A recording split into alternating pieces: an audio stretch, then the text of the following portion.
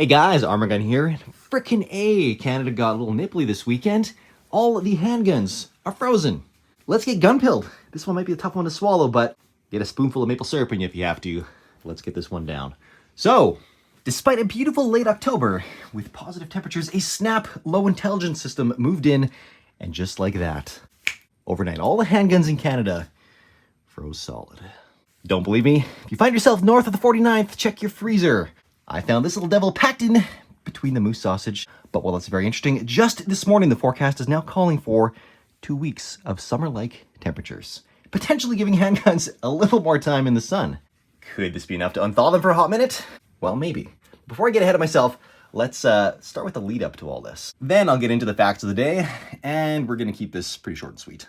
The day was Friday, October 21st, and the Chief Goober struck again. While I like to keep politics out of the usual mix on this channel, exceptions are to be made when we see less than brainless decisions to score political points at the expense of the law-abiding firearm community. And this holds true for other countries as well. For Canada, this handgun freeze has been coming since May. It's not news, and I'm sure it wasn't a surprise to many Canadian gun owners. Really, the only question was if it would happen before the actual freeze set in. So what does this mean? Despite many who think it, Canada did not ban all guns, nor does it appear to be doing anything with the current handguns in circulation, outside of this freeze. Trigger lock warning, the details of which may cause some numbness. Now, here are the cold, hard facts.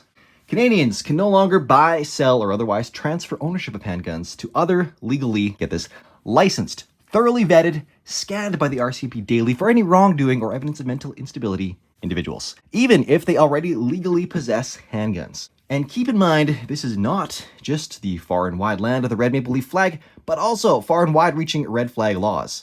See what I did there? I jest, but in reality it's quite bleak. And despite a government based on inclusion, this once again creates a segregated community, meaning there are now haves and have-nots when it comes to handgun possession, period, among legal firearm owners.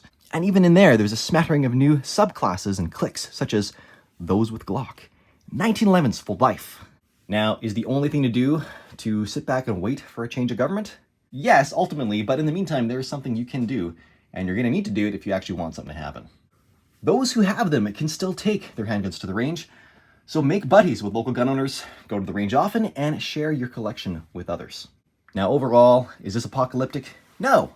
There might be a little light at the end of the tunnel, a shadow perhaps for the beleaguered groundhog, because don't forget, this was a hyper-partisan move that isn't going to solve the root problem, which is crime guns, of which Canada has seemingly an endless supply. Now, they like to pin these things on the naughty owners that perform straw purchases, legally buying handguns for themselves, then not so legally selling them to unlicensed owners. But honestly, that's got to be a super small percentage, and people with low intelligence, because all handguns are registered, and you can be inspected with your collection audited. So if the government really wanted to crack down on straw purchases, they could do it anytime they wanted. They'd have to just get out there and do the work. What about all the handguns smuggled across the border? Well, they say they are tackling this, but they do like to tell stories. Here's a particularly fun one. The first step towards registering your guns is just the first step towards taking away guns from everyone. That's never going to happen because here in Canada we have a culture that has grown up with guns and it respects the need to go out into the wilderness and shoot things from time to time. That's never going to happen. That's never going to happen. See guys, what this is, it's another partisan shot at law-abiding gun owners. And in the case of handguns, they're targeting not only the average Joe, but a lot of white-collar professionals, lawyers, bankers, and other people in power are getting wrapped up in this because they like their handguns. They can afford the expensive sport of handgun shooting and possession in Canada. And they're going to see through this thinly veiled BS pushing this through. I've got quite a few liberal friends that are handgun owners, so this one is probably less than smart for their base. At least a chunk of it. And a chunk that has money. The silver lining to this, guys, is it's partisan politics.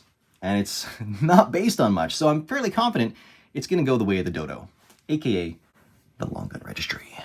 How? Well, that's where you come in. Talk to your neighbors, be involved with the community, vote, and most importantly, take someone to the range. Introduce them to this incredible community.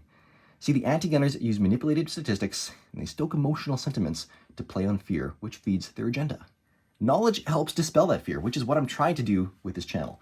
But nothing is a substitute for a positive first-hand experience. And there are far more of you than of me.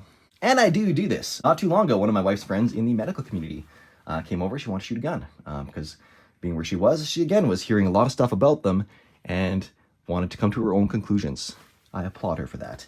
We started out with 22 and worked up to 308 semi-auto and a 12 gauge. She got to shoot the Benelli. It was awesome. So start small, give them a good first-hand impression, and they'll quickly form their own opinions rather than co-opting the crap that's out there. So I'll leave you all with some encouragement. Don't give up. Don't become complacent either.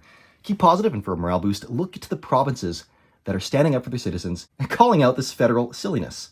And you can all do something to help turn the tide as well. And get a little Lord of the Ringsy here. While it may get darker before the dawn, the sun will eventually come up for this community. Or maybe a more fitting example for Canada given the season, winter is long, but every spring, things thaw. See where I'm going with this? Guys, just like seasons change, so do governments, even though Canada hasn't had a change in a while. But do your part, and Canada's frozen handguns may just thaw as well.